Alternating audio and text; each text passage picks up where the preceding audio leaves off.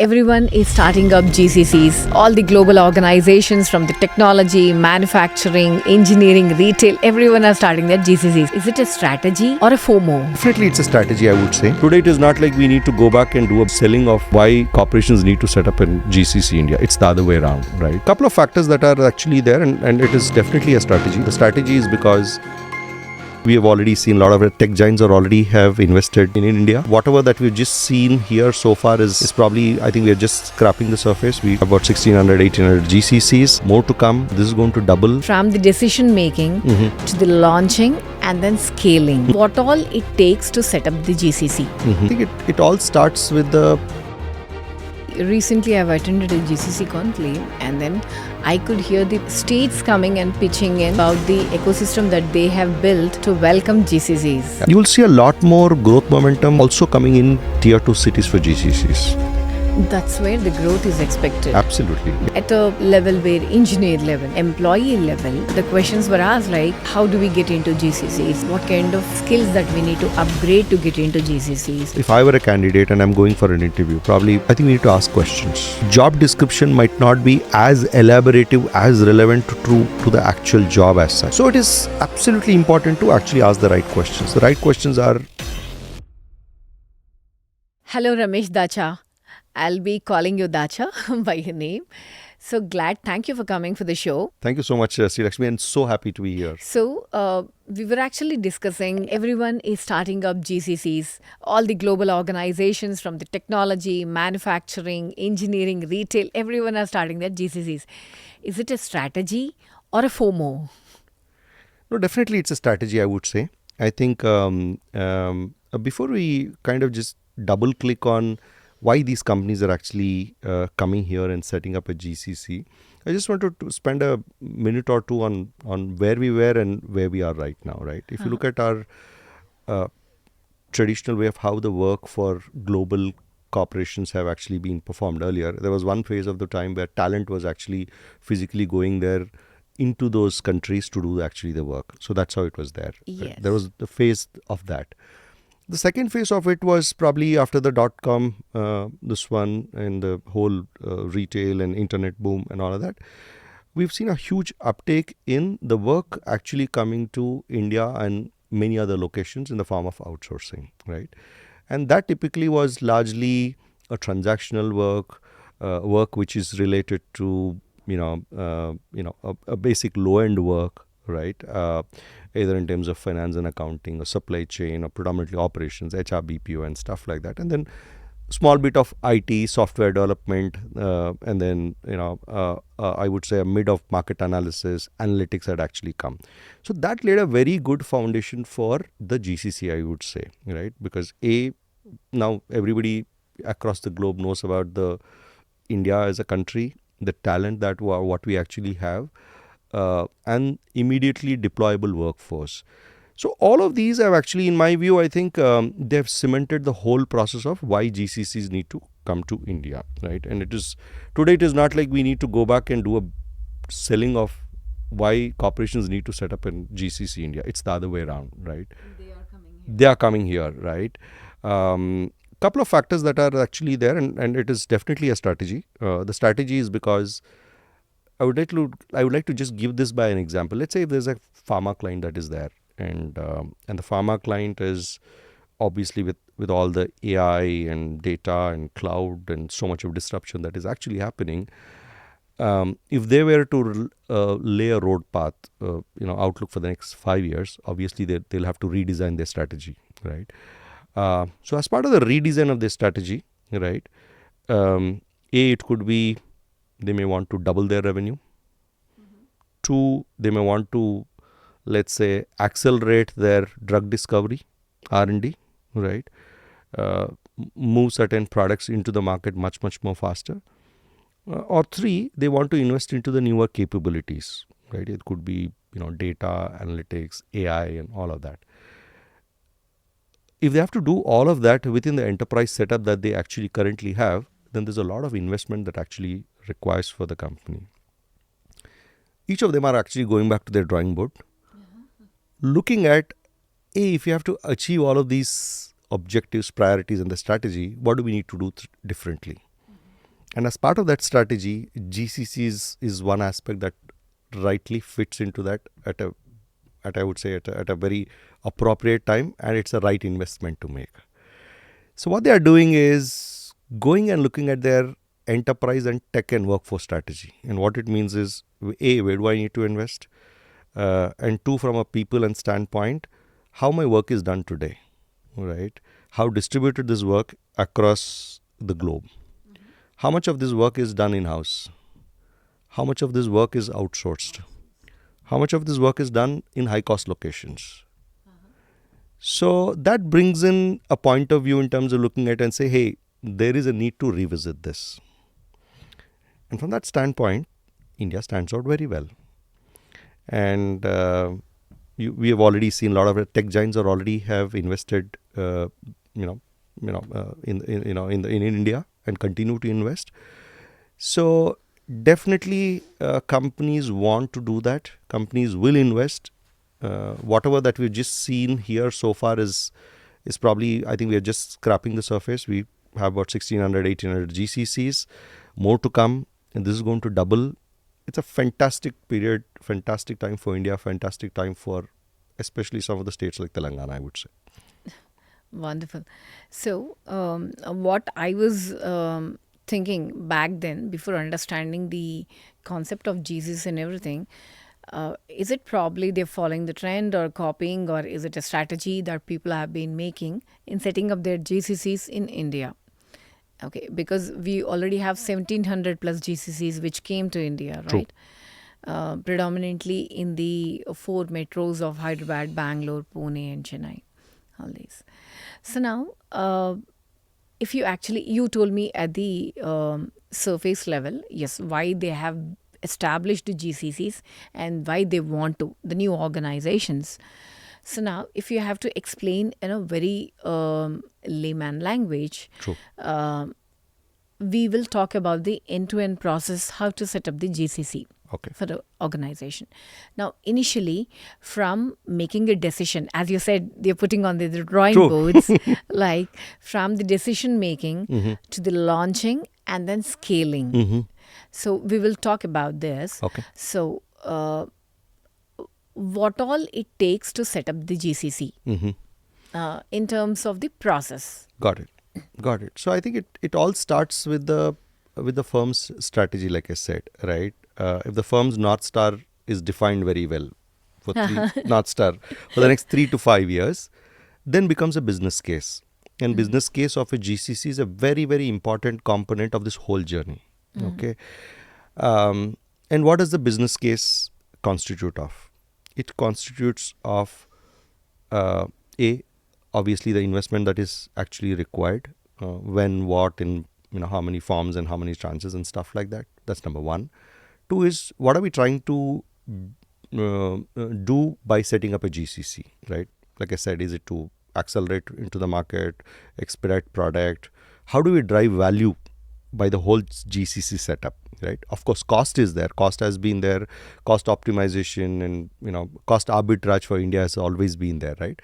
Cost definitely is there, but beyond cost is how do we compute value of the whole GCC setup?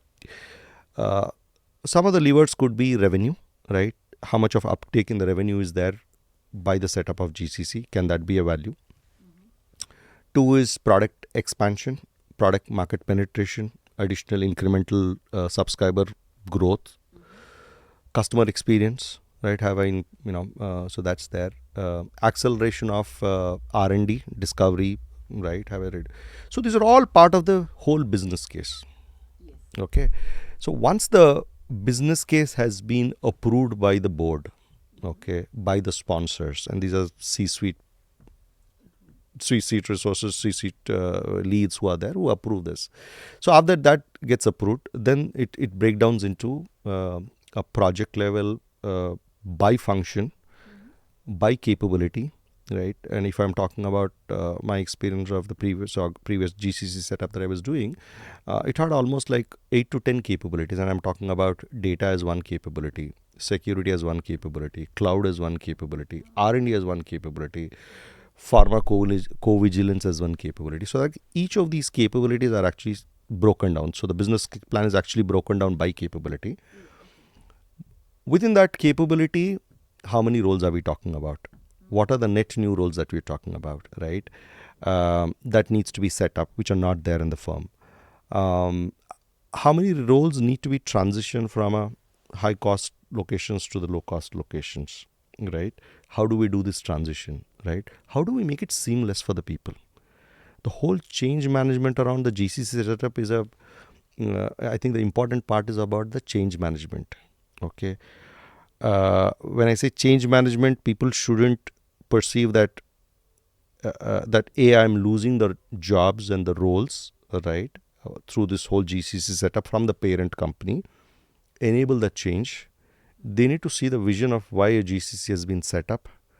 They need to partner with the entity in India as an extended unit. Cultural integration. What works in US doesn't work in India, or what works in India may not work there. How culturally both teams are able to work, right? So all of these things are part of the whole setup. Okay. If I come to activities, right, location, strategy, budget are the biggest things. Budget, you have anyway got it. You know the number of roles by function, levels, how Yes. much you need to hire, and all that. Are they becoming cost first centers basically? That was the whole approach that was there for when we had this whole shared services model. Okay, so it is still a cost center. Okay, even a GCC is also a cost center, right? But it is not viewed that way by the C-suite anymore. So that's a big change that is actually happening, that it is no longer a cost center, it is a value center. Okay. Okay.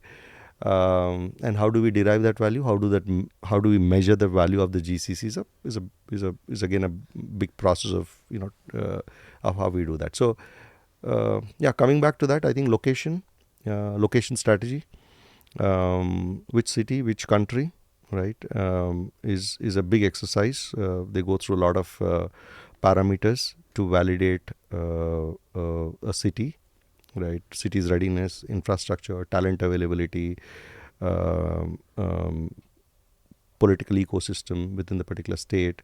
Of course, these states, I think, I'm super pleased with actually what all of the governments, I would say, in many of the states, whether it's Karnataka, Tamil Nadu, Gujarat, UP, Telangana, Andhra, everyone has got a GCC policy for them. Yes.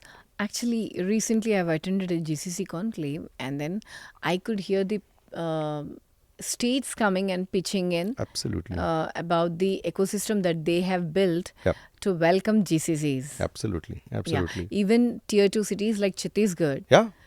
even they have a couple of GCCs with them, and then they have built that ecosystem Correct. so that it's compatible. Yeah. Absolutely, you are very, very right. I think GCCs for tier one city, anybody would actually come and invest in, because you have got access to talent pool, infrastructure, and you can set it up with lot of ease. But government is actually promoting extensively on encouraging tier 2 cities. Of course, you would have seen the recent one with Vizag, where it is actually going. Yes. But Vizag is one, Kochi is another destination. Pune definitely has been there, and then Lucknow is another destination. So you will see a lot more growth momentum also coming in tier 2 cities for GCCs. That's where the growth is expected. Absolutely, The yeah, entire nation's growth is expected when it expands to other cities too. absolutely. I mean, if you talk about it, I think Karnataka, I think Bangalore, while it is still a number one GCC hub and all that, it has got its own challenges with regard to the infrastructure and the setup and all of it. So that's where I think probably Hyderabad as a region is being attracted, preferred, I would say. Yeah. So and stuff like that. Nice. So, when we are talking about the entire process, you said they are looking these centers as a value center. True. Right. So now, during this entire process, the core element, what do you call the leadership team, where we build the leadership team, that's where the culture starts getting built. Correct. Right? Yeah. So, what kind of challenges do we actually see there in setting up the leadership teams for GCCs? Um, I think finding the right talent from a culture standpoint, because we need to understand, from a parent organization. There are some GCCs that are there that they want the extension of what is actually happening in a parent company in the in the GCC entity, newly formed GCC entity, right? Um, Predominantly from how things were happening there and how they want to happen it here. Okay.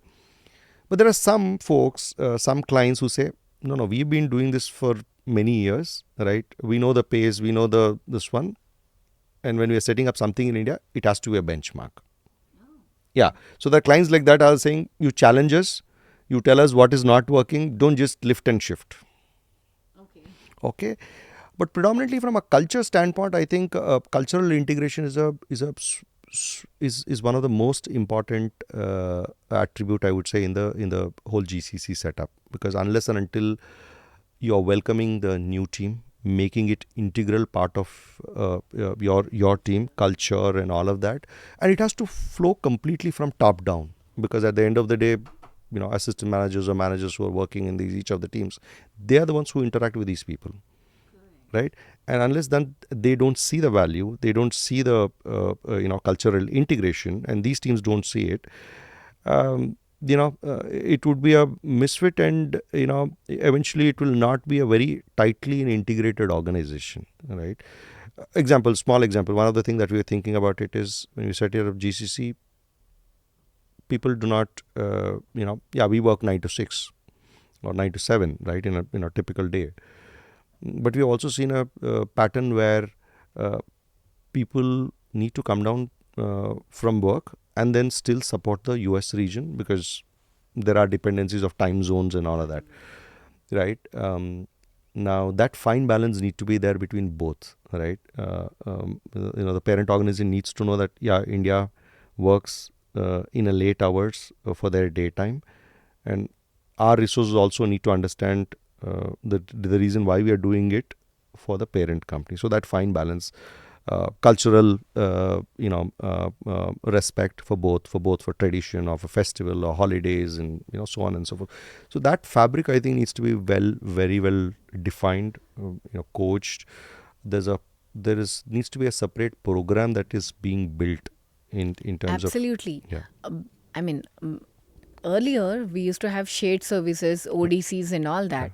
No, we never spoke about company's culture. I mean, this culture integration. cultural integration. Cultural integration, we never spoke about it. We just had company culture for that particular center.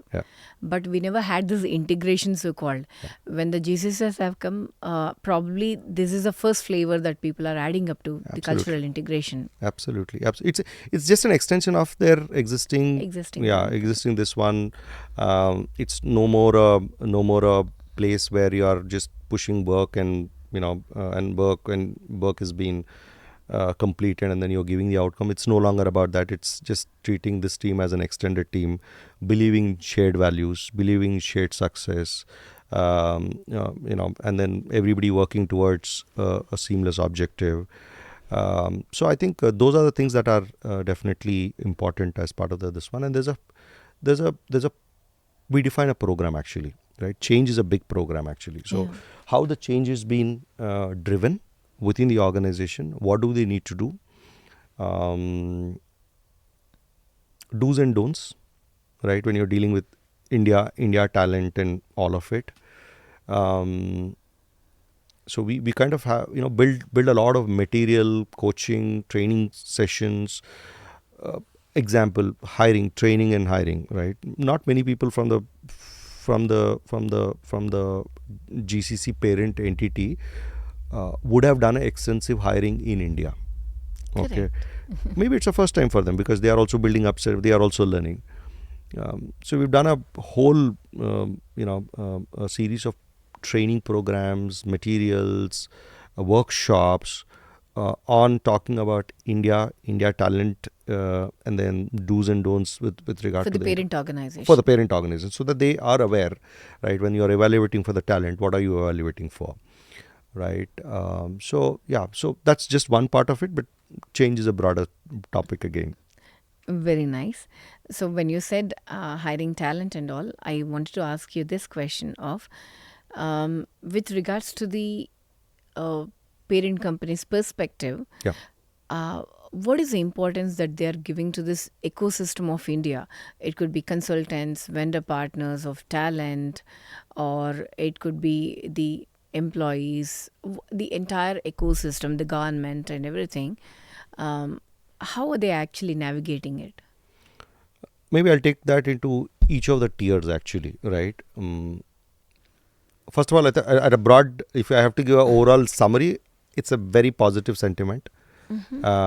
What clients that I have been speaking or have spoken in the past about because when they come here, they see size and scale live, right?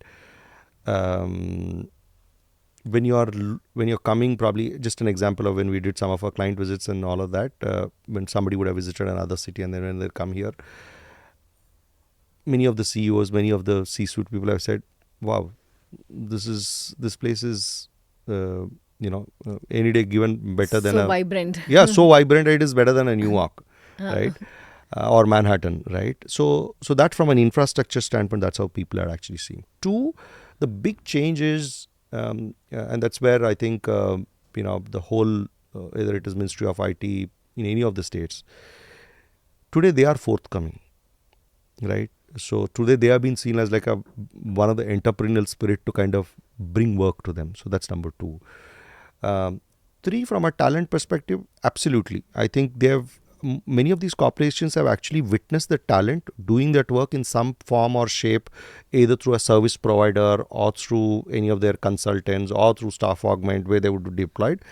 Now when they're seeing it meeting talent, it is very good. In fact, our success rates, at least I would say between at a lower end levels, I would say it's anywhere between 60 to 70%, because most of the GCCs are actually taking the experienced talent as of now, right? They would have anywhere between 3+ years of work experience and stuff like that. So in that way, we are seeing a good positive momentum, right?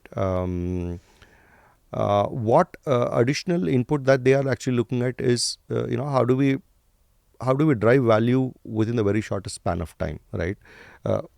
If they would have had a plan of about, let's say, 3 to 6 months to, let's say, about 36 months, how can they drive value relatively within this particular point of time is what they are actually looking at. Okay. Yeah. When you're talking about so many positive points that they're really giving that importance to the ecosystem of India, be it vendor partners or anybody, have you ever encountered or seen that they have the biggest mistake that they are actually overcoming? Yeah, I think not the biggest mistake. I would say biggest mistakes they can get into while setting up a GCC. Maybe Well, probably, yeah. Yeah. The mistakes they would actually encounter, Yeah. and how do they overcome? Got it. One mistake is your vision is not properly aligned to the actual execution. So there's a mismatch between what you have thought, conceptualized, signed, got the approved, to what you are doing it on the ground. Implementation So implementation failure. That's number one. Two is getting the right leaders upfront within the organization sets the tone. The first 100 employees or 200 employees actually set the culture. Yeah. So that is second one where I've seen either because of they wouldn't have got talent or whatever issues. Then we've seen certain cases where not 100% of the leadership team got hired in the first 90 days. I think that's the first thing that any of them setting up a GCC they need to do, because that sets the whole organization, right? It could be a site lead, CHRO, The CXOs. CXOs. I think because they bring in their experience, they bring in the right talent. They they have an opportunity to set up the team from the foundation, right? The initial hires, those are the very important. This was one. The second one is, yeah, this could be a failure. The third one is with regard to not really communicating the whole um, long-term vision of why the GCC is there for the people who have actually joined, right? Explaining them the real connect between this is the role, this is what you're supposed to do, this is the value that you're bringing it to the table. So the whole connect between the employee who's actually joined to the larger priority is a big opportunity, right? So these are things I think could be a Okay. So, when you're actually talking about hiring the right team, yeah. are you actually seeing any difference in terms of hiring for the organizations earlier? What happened for last 5 years, and now with the GCC setup, are you seeing any changes in the hiring pattern or anything? Good question. Hiring pattern, I would say. I think from a technical skill set and all that standpoint, that anyway I think it remains largely same, right? I mean, except the fact that there are fewer new capabilities. Let's say for data engineering, analytics, cloud or security, for newer capabilities, obviously uh, there is a talent crunch. In terms of the experience and the expertise in that particular relevant industry.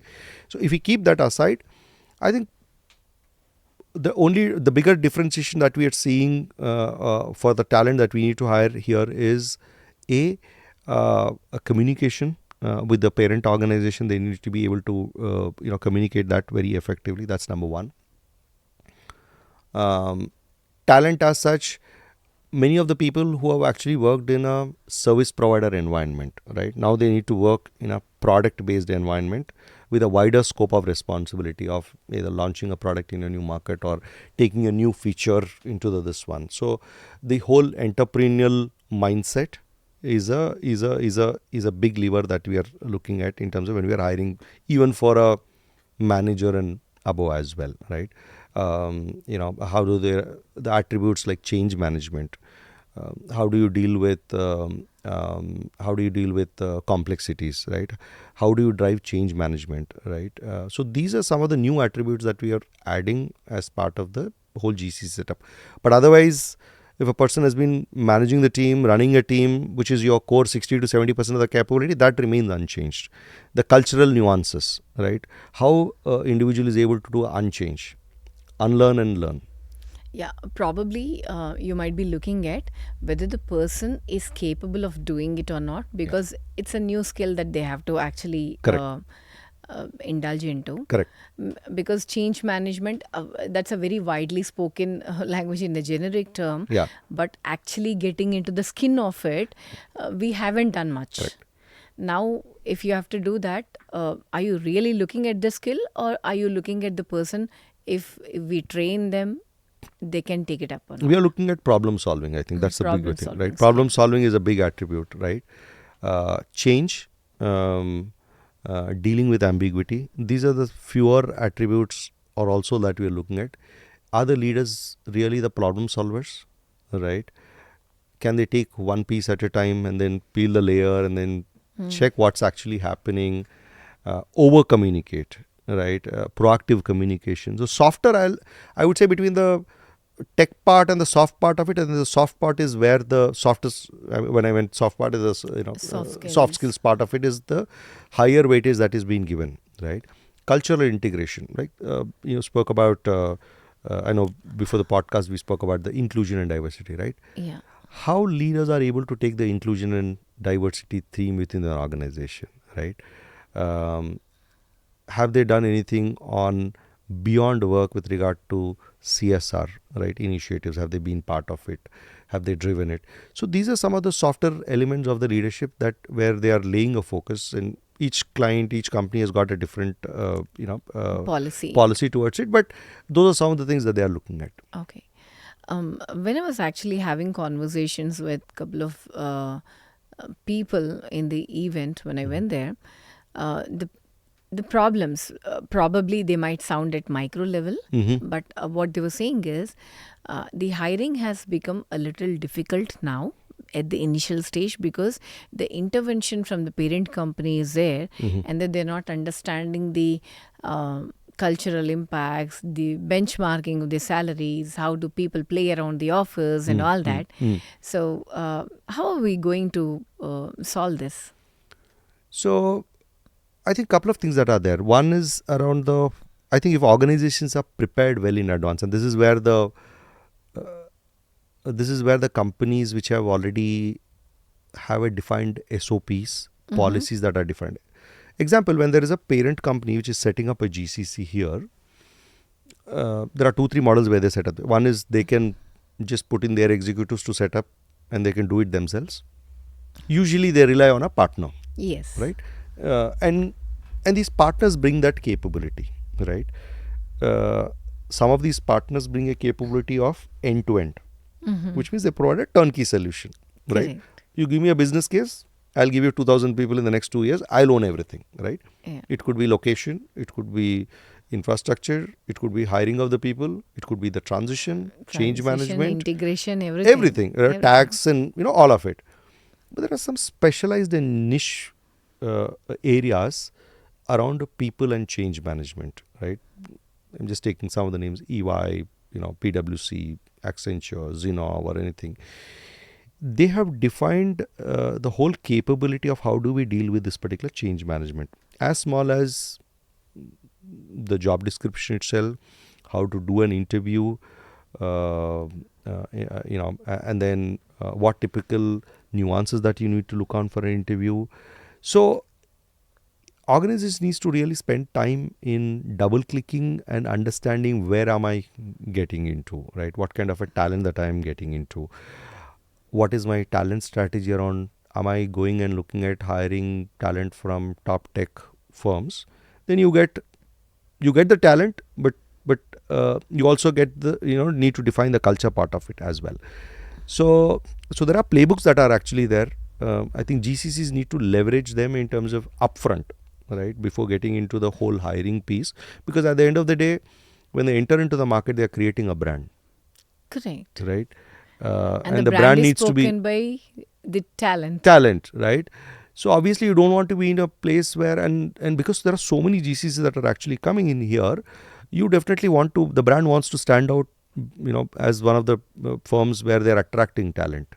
Correct. So these are some of the SOPs, frameworks, education, training programs, cultural integration. So all of that need to be completed before they step into tapping the pool, actually, in my view. Okay. Yeah. So when it comes to the talent, and these were the challenges that we spoke. But when it comes to selecting the city, as said, based on the infrastructure, and then people are also trying to get into the tier 2 and tier 2 cities for now. Yeah.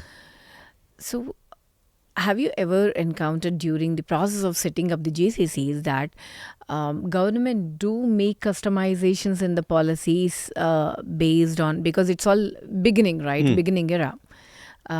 Have you seen that? Is government that flexible to make those customizations? I would say more than the customization, so because the policy is same, right? If you look at all the states, right? I mean, maybe some kind of relaxation. Firms get some kind of a tax subsidies, right? You get a subsidy on, let's say, or government probably gives you a land where you can invest and build and all of that, or there's a tax holiday that is actually given, and that, I think, to a large percent, maybe 80 to 90% is all standardized among all the states, right? A single window system where you get a faster approval. Yeah. So that definitely is there. What really stands out in many of the things is how proactive the team, which is actually interacting during the whole cycle, stands out in the entire process, right? Okay. How entrepreneurial you are, right? How flexible you are in making the changes. The flexibility doesn't mean that, hey, you're changing. It has to be at a very major level, but micro changes. Right? I mean, as long as they say, your government is fully there, we are a partner with you in this whole system, right? Example, I'm just talking about Hyderabad itself, right? if you're able to tell them that, hey, you have an ecosystem of startup that you can tap in, which is T-Hub, right? New company you're coming up, while you're setting it up, you have an ecosystem and we will enable that seamless partnership MOU with you. It's easy done. Two is, task is there, Telangana Academy for Skill Development, right? If you're opening up that whole ecosystem to companies and saying, hey, here is a network of all the colleges talent pool that is actually available, we will enable it for you. So those are very small things. Obviously they are created for the industry, but how they're able to sell, how they're able to manage, how they're able to convince, give confidence more than convincing. I think give confidence that this is the right place to invest, right? I think that sets the tone, because at the end of the day, talent is there, right? Bangalore, Gurgaon, Pune, Gujarat, you have got the talent, right? I mean, maybe plus or minus here 10-20%, but you've got the people, right, who can do this work, right? They look at things like at least at that level from a city and location standpoint. Obviously, the companies actually do their own consultation and with regard to pool availability, ease of doing business, and all that they do it. But I think this probably is one thing that government is already doing in many places. Yeah. Okay. Yeah. So with actually at a very strategic level, as we were discussing before the podcast also, very strategic level, even the leadership team, the organizations are trying to figure out the complete system of this GCC. Now at a level where engineer level, the developer level, or at the employee level, lot of questions were raised, like people who are working with product organizations or with the services organizations, because the trend is happening everywhere. They are listening to GCC and all that. So now the questions were asked like, how do we get into GCCs? What kind of skills that we need to upgrade to get into GCCs? And is it risky? Because anything new is like not stable is what people think, right? So, and even as you said, only lateral hiring is happening now, 3+ years of experience and all that. I mean, I'm asking so many questions at a time. No, absolutely. Yeah. Great questions. Yeah. I think skill sets is a vast subject. I mean, if you really talk about just about data, then you have got so many, within the data as a capability, what's working now and what can they, upskill and all that is a huge subject. Like that, there are so many capabilities. So I'll park where the skills actually comes. But the important point is, let's say if I were a candidate and I'm going for an interview, probably I think we need to ask questions. It's okay to ask questions, right? Many a times, job description might not be as elaborative, as relevant to the actual job as such, right? While companies do a fair amount of job in making it 100% relevant, of course, there is a variance between what's there in the job description to actual and what job. you actually do. Correct. So it is absolutely important to actually ask the right questions. The right questions are, this role which I am getting into, where am I contributing? What is my contribution? Let's say if they're talking about a product development, if the engineer is probably in the product development cycle, you could actually ask the questions: how big is this team? How diversified is this team? If I'm going to be part of the team, right? What is my OKRs, OKRs, whatever that is there that are going to be applicable for? What is going to be my career progression, right? Career progression, all that could be later, but at least the job part of it, what am I going to do? What am I going to be accountable for? So I think the candidates need to actually do a double click there. Okay. So that's definitely there. And these days what we are seeing is, in GCCs, we are seeing a lot of hiring managers from the parent organization actually coming and doing. And they're very happy to, answer all the questions, right? And they typically ask also, and that's one of the things that we tell is that, please encourage, to ask questions, right, to the candidate, right? So I think that's the good forum for them to ask. Two is GCCs are going to stay. I mean, it is definitely if these firms, big firms that they're talking about, if they have made substantial investments in India at scale, there is a skin in the game, Correct. right? Makes sense. Yeah, Yeah. so there's a skin in the game. They want to make it successful. And companies, I've seen companies that have sent in few folks who are working for a parent organization to be here working as expats for maybe for about a year or two till the time the GCs are successful, uh, so that they are able to integrate with the team better, they are able to communicate the things better, relate things better, what's actually happening. So that investment is there. So there's a lot of skin in the game, especially for companies where they're putting a GCC here.